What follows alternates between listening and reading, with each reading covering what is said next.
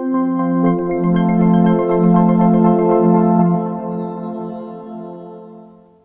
a special thank you to Marco for your hospitality here on behalf of the Centre. It's great to see so many of you here. I say see, but I was talking to Julie and Danella. I'm at this point where if I put my glasses on, I can read my paper, but you all look blurry.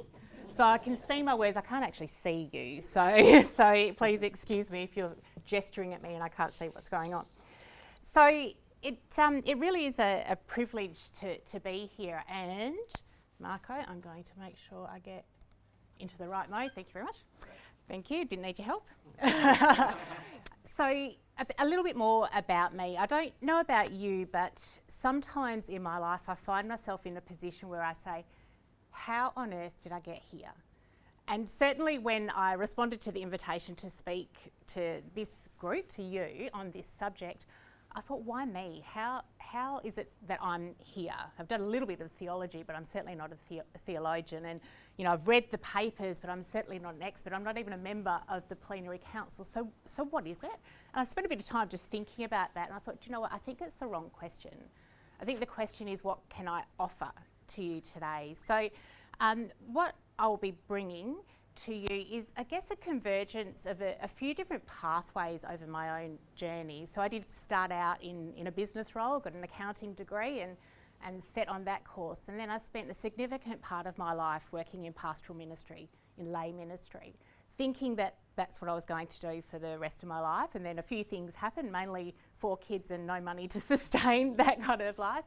And actually, someone in the room here today has been really instrumental in me getting another role, which was in human resources at Fiona Stanley Hospital. So all of these paths have led to the work that I've been doing over the last 6 years, which is in mission integration. And so I look to another person in the group here today who our paths crossed through that journey. And really what I offer you today is my experience across all of those walks of life, plus the kids and the faith and the husband and all of that, and offer you a reflection, offer you my reflection on the thematic paper of being a joyful, hope-filled and servant community. And I hope that there are a few points along the way that you might resonate with and hopefully fuel your journey into the future. So about today, what are we going to do? The session was promoted as a twilight retreat. We haven't quite achieved twilight. It's 2 o'clock in the afternoon, but that's okay. But I have certainly taken on this notion of retreat. So we will have a few times throughout our session today for you to reflect, for you to discuss. And I do hope and invite you to enter into those experiences together. So when I looked first at the paper of the thematic paper on joyful, hope-filled and servant community, my first response was, this is big. And then I looked at it in the context of all the other thematic papers that have been written and all of the other conversations that have been happening and the process of the Plenary Council itself. And I, to be honest, I was a little bit overwhelmed. It's a huge undertaking, and actually there's a lot that this is calling us to. So what I've done today is I've distilled it into 3 sections. I've called it a posture to adopt, a vision to embrace, and a dare to be taken on. So I'll explain what all of those things mean as we go through. Again, this is my reflection. This is what struck me as I've been reading the Plenary Council papers. So I've drawn on specifically the thematic paper of this particular theme, the instrumental laboris, and of course our scriptures. And there are a few other resources that I have drawn heavily from. I've just put those on the screen there in case they become a useful reference to you later on. But what will complete the conversation today is you. So again, I do invite you to bring yourself, to bring your thoughts, to bring your experience to this time together. And the reason that I think that is important is because of the scripture that we all know in Corinthians about one body, many parts. Now, I've been fortunate to be raised Catholic and have gone to Mass and lived as a Catholic all of my life. And I would have heard this scripture, I don't know how many times in my life.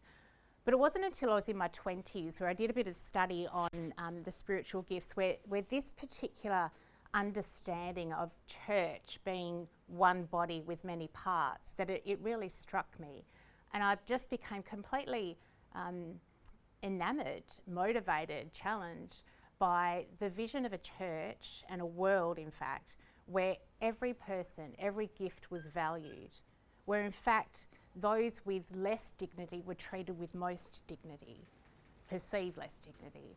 And really this has become a foundational scripture for me. In whatever role that I've been in, I always hold this vision of how can we create an organisation where everyone's gifts are valued, where everyone knows that their contribution is important, and where everyone is valued for what they bring and who they are. So again, it's important, and this theme again has been picked up in the thematic paper, where it says that really if we're looking at being a church that is joy-filled, hope-filled, I'm going to keep getting that messed up, joy-filled, hope-filled, and servant community.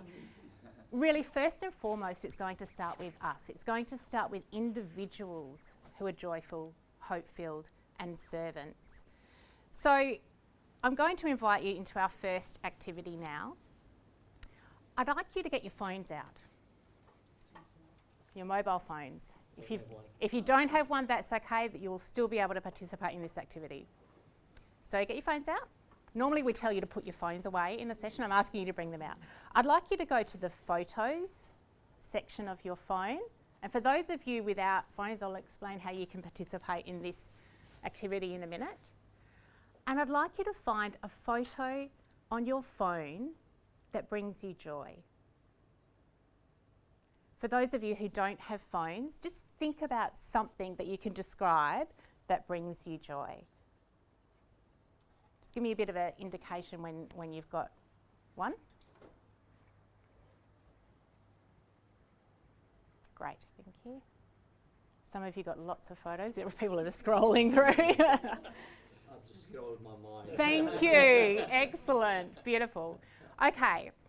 I'd like you to please stand up and go and find someone across the room who you will share that photo with, just one person. So can you please stand up? Go and find someone that you're going to share that photo with, and I'll then explain the activity from there.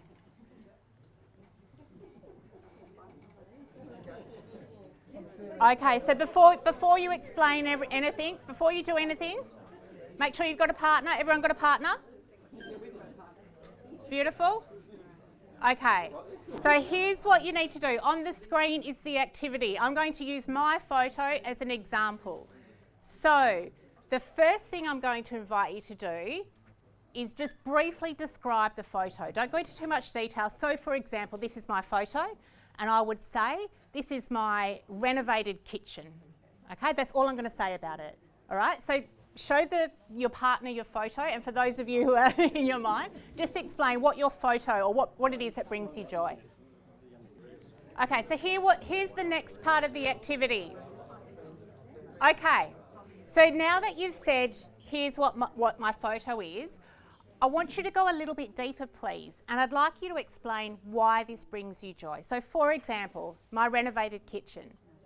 I must say this is a year ago, and we've got this new feature to our kitchen. I don't know if you've got it in yours, but it's around the sink. It's like a pile of dishes. We don't know where it comes from because no one in my house puts them there. But anyway, so this is my kitchen. Why this brings me joy, I actually don't like cooking, okay? So this doesn't bring me any joy in that sense of cooking. It brings me joy because there is a place for everything and it's neat, okay? So I want you to share your photo and just simply, why does that bring you joy? Okay, make sure the other person gets a chance to share. Have you done that? Yep. Beautiful. Okay, excellent. The last question that you'll have with your partner is, why is that important? So for me, as an example, why is it important that in my kitchen everything has its place?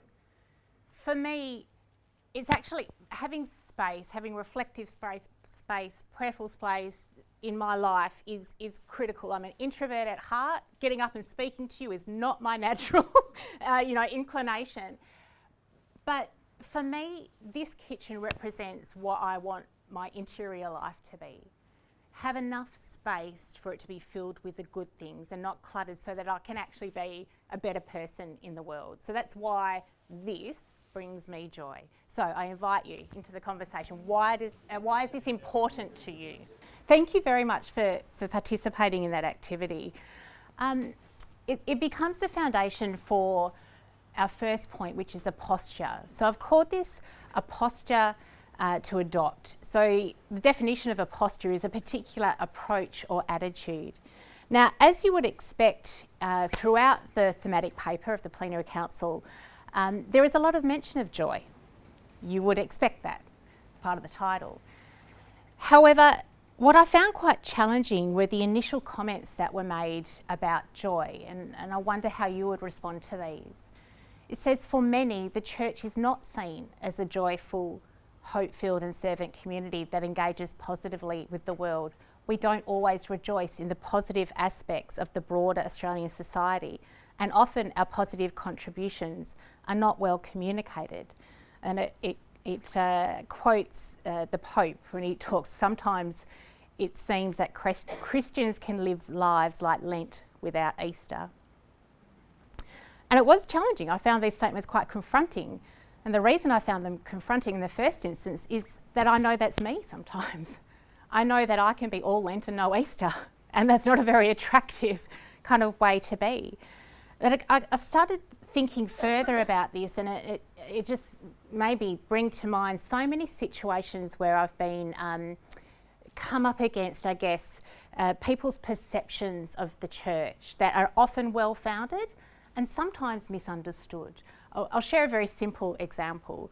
Once I was running a formation day, it was over 2 days, and it was a great session. We had a really good 2 days together with a group of people.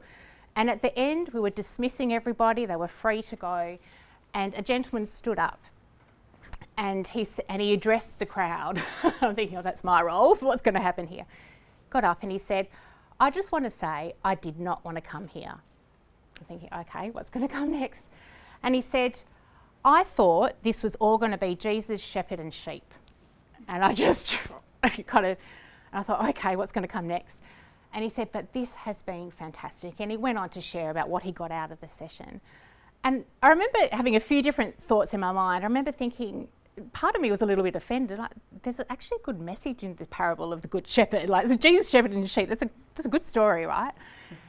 And then the other part of me started thinking, I wonder what was driving that comment. Maybe he was expecting to come to something where he will be told what to do rather than invited into an offer of what's possible. Maybe he thought he would be judged instead of being understood. Maybe he thought something would be imposed on him or his life would be restricted rather than that he would be supported to flourish by coming to this formation session. And so herein lies part of the challenge of being a joyful, hope-filled and servant community. Another aspect that's called out in the thematic paper is this statement. Many people no longer simply accept what the priest or the church tells them. They question and they challenge. And when their questions and their challenges are not met with dialogue, they walk away. So if we are not seen always as joyful and positively engaging with the world, and if when we share our particular values, which sometimes can be countercultural, and people raise questions about those or present challenges and we don't enter into conversation, then people will walk away. So where to from here? And this is where the posture comes in. So I would put to you that a posture that we can adopt is a culture of listening and dialogue. I'd like to read to you a couple of excerpts from a newsletter that I read recently. It says, we're facing a number of ethical challenges that require our collective attention, issues where human dignity is often a secondary concern to interests of finance and economics. Consider the ongoing detention of asylum seekers, the marginalisation of Aboriginal citizens, inaction on climate change, the euthanasia campaign, wealth inequity, and increasing levels of polarisation. These challenges require from us more than a point scoring and a name calling. We need to not generate outrage, but further reflection. And in another article from the same newsletter, it said, if we hold strong opinions, which we should, it's easier to respond to people who disagree by repeating our own view more loudly. And it says, a good thinker is not situated opposite an adversary, but alongside an adversary in the face of a reality always greater and more mysterious. So if we're going to be this joy-filled, hope-filled and servant community, it's going to require a culture of listening and dialogue. Over the past 10 months or so in my role at St John of God Healthcare, I've been part of our group that has prepared our response to voluntary assisted dying. It's a very important topic and I'm not going to go into it here. I think it needs a proper context for listening and dialogue. But a few of my colleagues have been working on our response as a Catholic healthcare provider. We're catching up the other day and we were saying, we have to learn how to sit in the tension, the awkwardness, the discomfort of holding a particular view and working alongside and caring for people who have a different view. But if we shut down conversation in that context, it's not getting us anywhere. And that's hard. It's hard to sit in that tension. And I wish I could. I'm not going to because of confidentiality, but there have been, as you would be aware, the legislation's been in effect just over a month now. On the news today, the first person has accessed VAD in WA. I wish I could tell you the stories in our own hospitals where patients have raised this matter. And because we know our position, but we have been prepared to enter into conversation, we have been able to provide better care for them. But had we just shut the conversation down, we would have left them, without the commitment to good end-of-life care that we offer. So, sorry, I'm being a bit vague there, but I'm sure you'd appreciate the reason for confidentiality. Pope Francis said we need to embrace the task of holding disagreement and allowing it to become a link in a new process.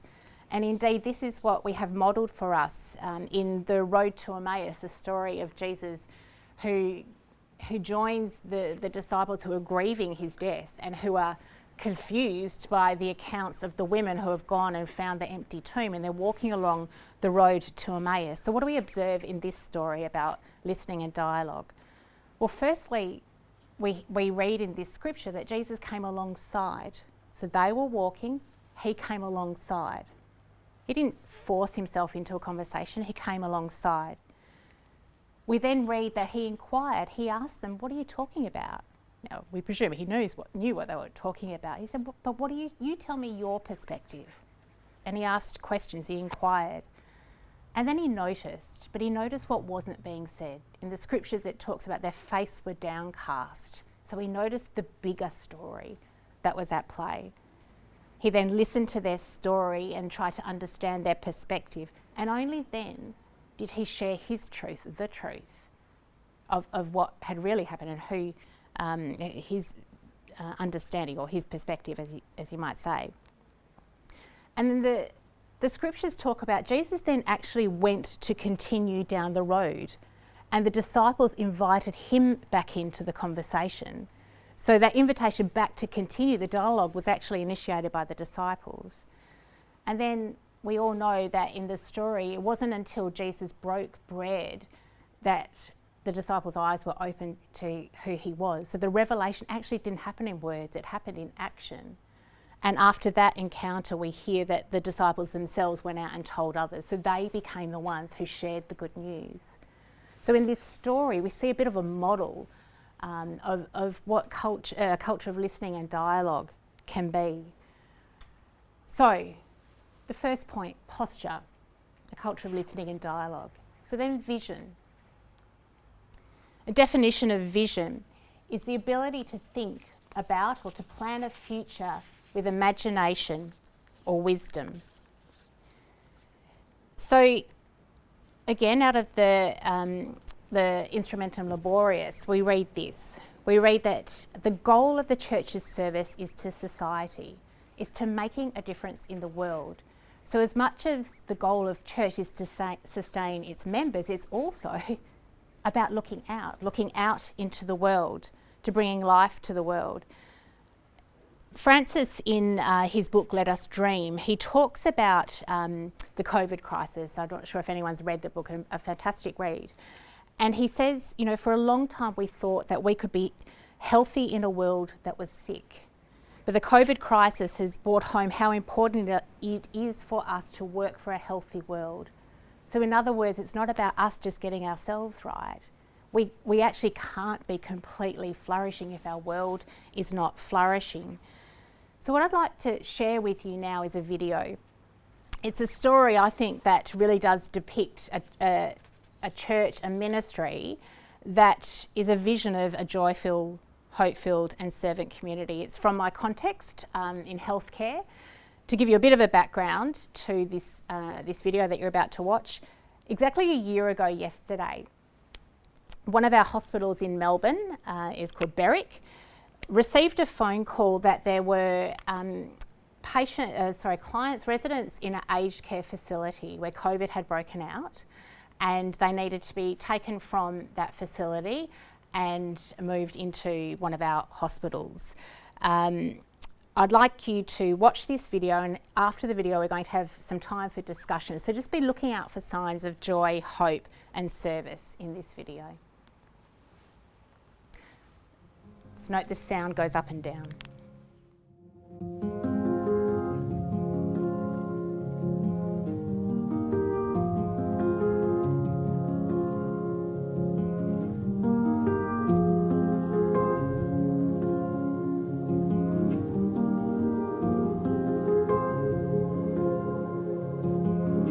Received a call probably about 11 o'clock that morning, and it was from the head of the private hospitals unit in the Department of Health and Human Services, and she explained to me that she was on site at an aged care facility and there was a situation where they had to evacuate residents from that facility immediately. I was asked if I could take 30 of those residents, and when I said to her, okay, give me 2 hours, she said, you've got 45 minutes.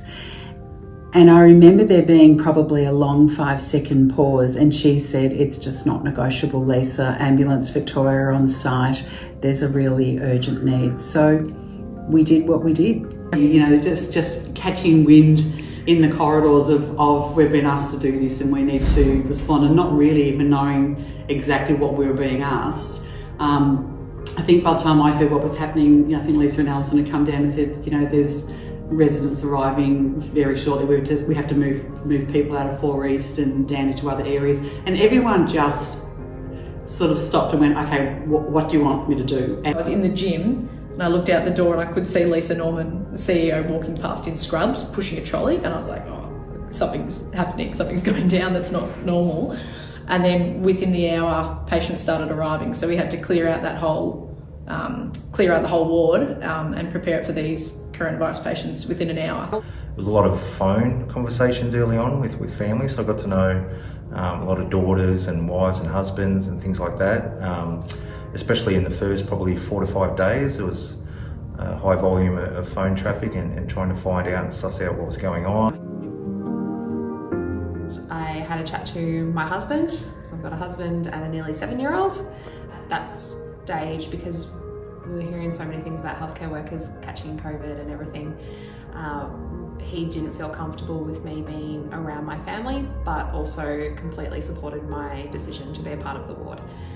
It was never a question about me working on COVID. It was just a question of logistics of where I was going to be, and then was lucky enough to be placed in a hotel by the hospital. So I spent the next 3 weeks there while I did my job here. So yeah, it was hard. We're also in that time where you couldn't travel more than 5 kilometres.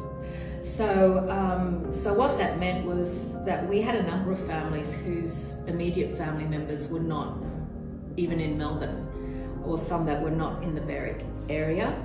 We would talk to beforehand and explain to them that the visit would only be for 20 minutes and that we couldn't allow any physical contact. So that was really, really difficult and very confronting. It got down to the reality of even needing to say to them, look, would you like me to knock on the door when we're down to the, when it's about 5 minutes or so, just to let you know? And having that experience of knowing that a family member was in the room, saying goodbye on behalf of their whole family, and staying outside the room in case they needed any support, but then needing to make that knock on the door to say to them, you know, it's time, and then to support them, you know, after that visit. And then when he actually did pass, I was in the room with him, sort of holding his hand and brushing his hair and that sort of thing, and trying your best to make what is an awful situation more comfortable and more human. And you're in all your gear and you're in a mask and a shield and all of this PPE that you look like a robot or somebody, and you're just trying to find like a human part to this whole sort of inhuman experience, because you're just that one layer away from them. And that kind of situation, you're sitting there going, it shouldn't be me. You know, I'm honoured and I'm grateful that I can be here for this this part of his life and moving on from life.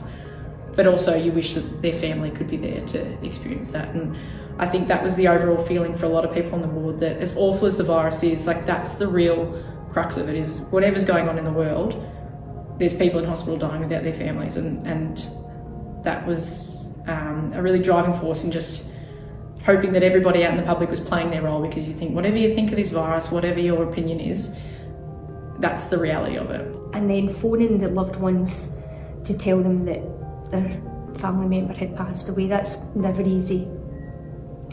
But being able to tell them that we were able to have somebody with them holding their hand while they took their last breath gave the family members a lot of comfort. And although it's hard for us, it's also one of the staff members who sat with a resident while they passed away had said that although it was hard at the time, when she went home she felt very blessed to be a part of that person's journey. Sorry. I remember one lady who came in and she spent about half an hour with her husband, and I knocked on the door the second time and said, it's time to go. And she said, can I give him a kiss? And I said, you can't, because he was COVID positive. I said, you just can't. And so she just sort of leaned over and she blew him a kiss, and she walked away, and it was just heartbreaking.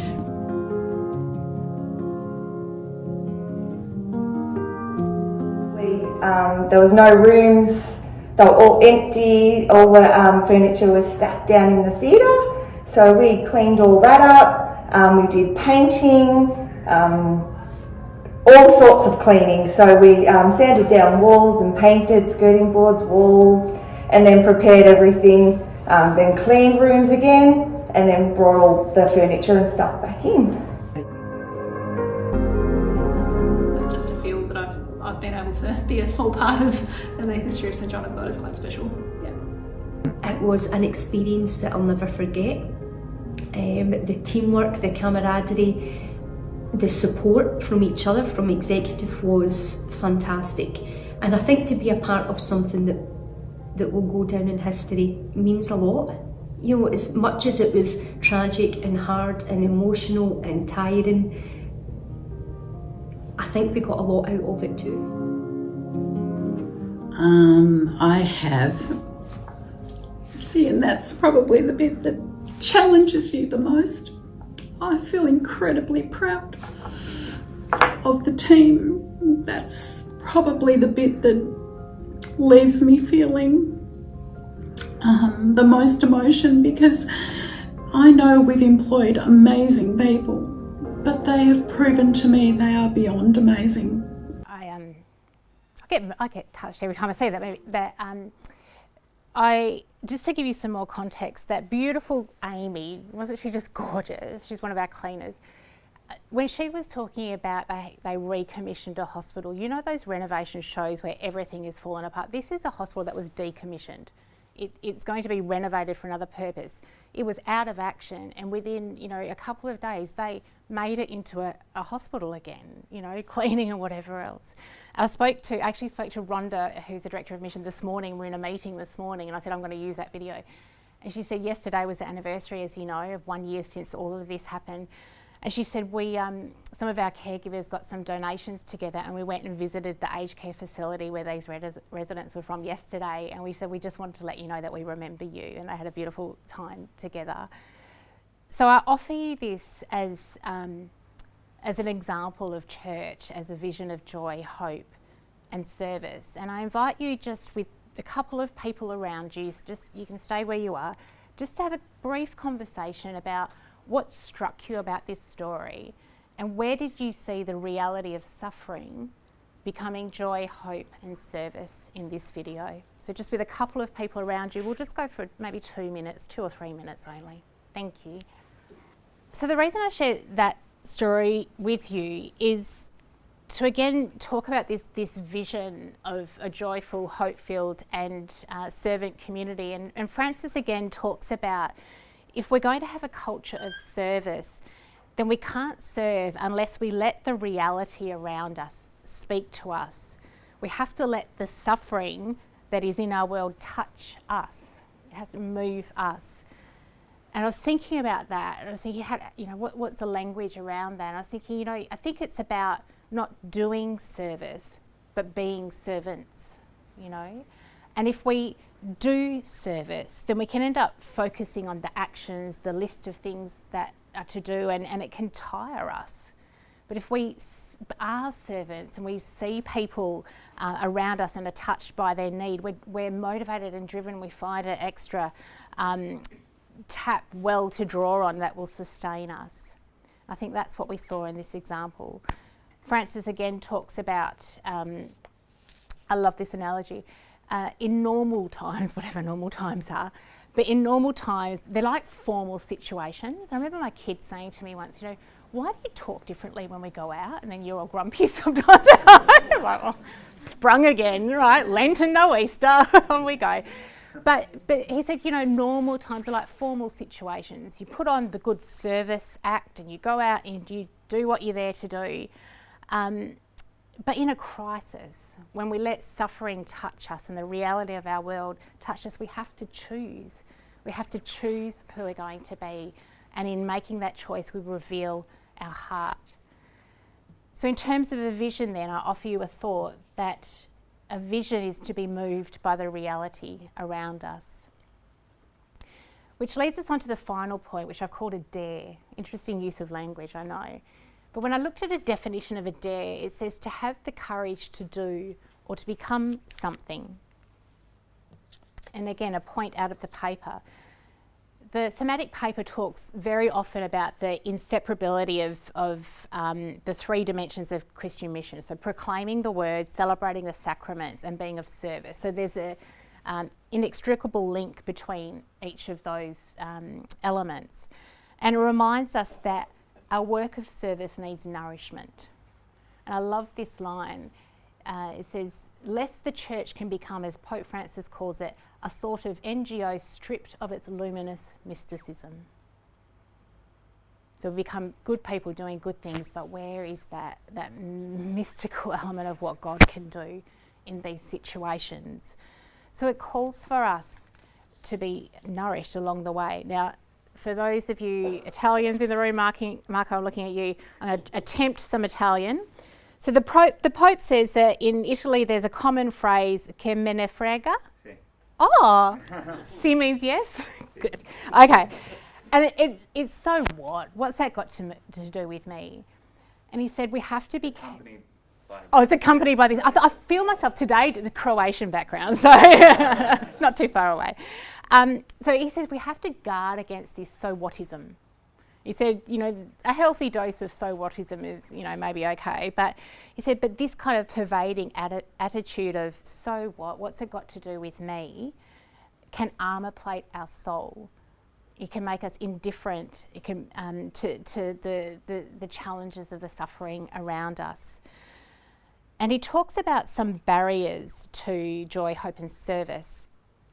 He says the first can be narcissism, that sense of everything has become centred around me and us, and it's only good news if it's good news for me personally, and if it's bad news it's because I'm the chief victim here. He talks about warning against discouragement that can lead to sadness in our spiritual lives, the opposite of joy.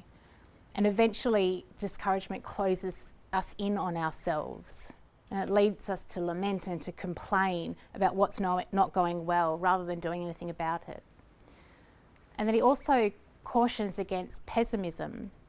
And I love the language he uses here. He says it's like shutting the door on the future and the new things that it can hold, a door you refuse to open.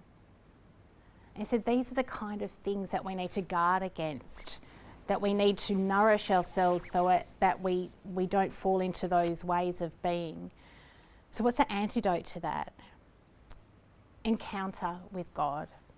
This is a quote from the Henri Nouwen Society. It says, radical servanthood is the way to encounter God. Here we're touching the profound spiritual truth that service is an expression of the search for God and not just the desire to bring about individual or social change. So the dare is simple. It's to enter in, to be nourished by God through word, sacrament and service in community. But I don't know about you, but for sometimes it's that humility to say, actually, I've been doing this on my own steam. I've been doing this as good acts of service rather than with a servant heart. And it's in that humility of being able to come and say, okay, God, here I am again, your humble servant. Equip me, nourish me for this journey, that I think we will actually see a joyful, hope-filled and servant community. So where to from here? In the last couple of minutes that we've got together, if you don't have a piece of paper and a pen, just please put your hand up and Marco will hand one out to you. This is a very simple little reflection that I'm going to invite you into. It's a poem. It's a poem that was first shared by someone here. Nigel shared this with me many years ago and didn't know that he was going to be here today. So in a minute the poem will be read. It'll come up on the screen. And I invite you just to enter in, to listen to the words, let them wash over you, and then the poem is repeated. All right, so there's a little space in between. And I'd like you to consider as you listen to this poem what we've spoken about today. Thank you, Marco, I appreciate that. So the posture of listening and dialogue, the vision of letting the reality of the world touch us, and that dare to be nourished and to be humble enough to go before God and say, okay, here I am again, ready to be used. So everyone ready for this? Let's make sure. Okay, thanks Marco.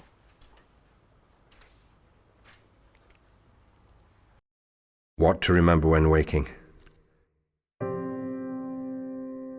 In that first, hardly noticed moment in which you wake, coming back to this life from the other more secret, movable and frighteningly honest world where everything began.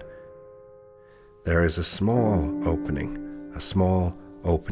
into the day, which closes the moment you begin your plans, What you can plan is too small for you to live. What you can plan is too small for you to live. What you can live wholeheartedly will make plans enough for the vitality hidden in your sleep. To be human is to become visible, while carrying what is hidden as a gift to others. To remember the other world in this world is to live in your true inheritance. Now, looking through the slanting light of the morning window toward the mountain presence of everything that can be, what urgency calls you to your one love? What shape waits in the seed of you to grow and spread its branches against a future sky? Is it waiting in the fertile sea, in the trees beyond the house, in the life you can imagine for yourself, in the open and lovely white page on the waiting desk? So in a moment the poem will repeat, and I invite you again just to consider where you can adopt a posture of listening and dialogue, where you might be able to expand your vision of service and be touched by the reality or suffering around you, and to consider where you might need nourishment, where you might lack joy or hope or experience disappointment. Where could you seek God more? What you can plan is too small for you to live. What you can plan is too small for you to live. What you can live wholeheartedly will make plans enough for the vitality hidden in your sleep.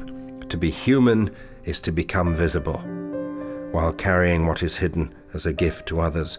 To remember the other world in this world is to live in your true inheritance. Now, looking through the slanting light of the morning window toward the mountain presence of everything that can be, what urgency calls you to your one love? What shape waits in the seed of you to grow and spread its branches against a future sky? Is it waiting in the fertile sea, in the trees beyond the house, in the life you can imagine for yourself, in the open and lovely white page on the waiting desk? So you have a lovely white page in front of you. I invite you just for a minute to take a moment to consider what we've shared today, and maybe just write down one or two things that you take away from today's session. It could just be what struck you, it could be an action, or just a thought that you might want to share with someone else after today's session, just for a minute. Okay.